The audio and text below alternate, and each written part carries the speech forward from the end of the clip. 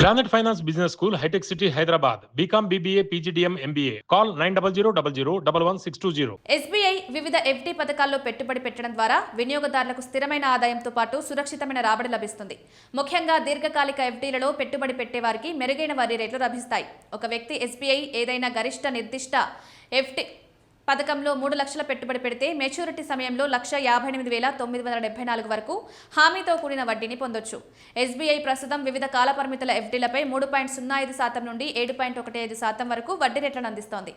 7 రోజుల నుండి ప్రారంభమయ్యే ఎఫ్డీలపై 3.05% నుండి 3.65% వరకు వడ్డీ లభిస్తుంది. కాగా 46 రోజుల నుండి 179 రోజుల కాల పరిమితి గల ఎఫ్డీలపై 4.9 నుండి 5.5% వరకు రాబడి లభిస్తుంది.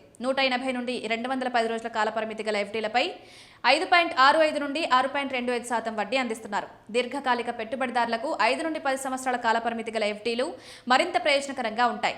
ఈ కాల పరిమితి గల ఎఫ్డీలపై ఎస్బీఐ 6.05% నుండి 7.15% వరకు వడ్డీ రేట్లు ఇస్తోంది. అందువల్ల సురక్షితమైన స్థిరమైన ఆదాయాన్ని కోరుకునే వారికి ఈ పథకం ఒక మంచి ఎంపిక. సాధారణ పౌరుడు ఎస్బీఐ 6 సంవత్సరాల ఎఫ్డీ పథకంలో 3 లక్షలు పెట్టుబడి పెడితే మెచ్యూరిటీ సమయంలో మొత్తం 4,30,120 రూపాయలు వస్తాయి. అందులో సుమారు 1,30,120 కేవలం వడ్డీ రూపంలోనే అందుతాయి.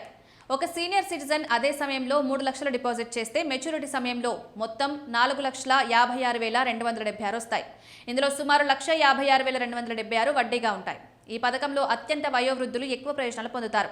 3 లక్షల ఎఫ్డీపై 6 సంవత్సరాల తర్వాత మొత్తం 4,58,974 పొందుతారు.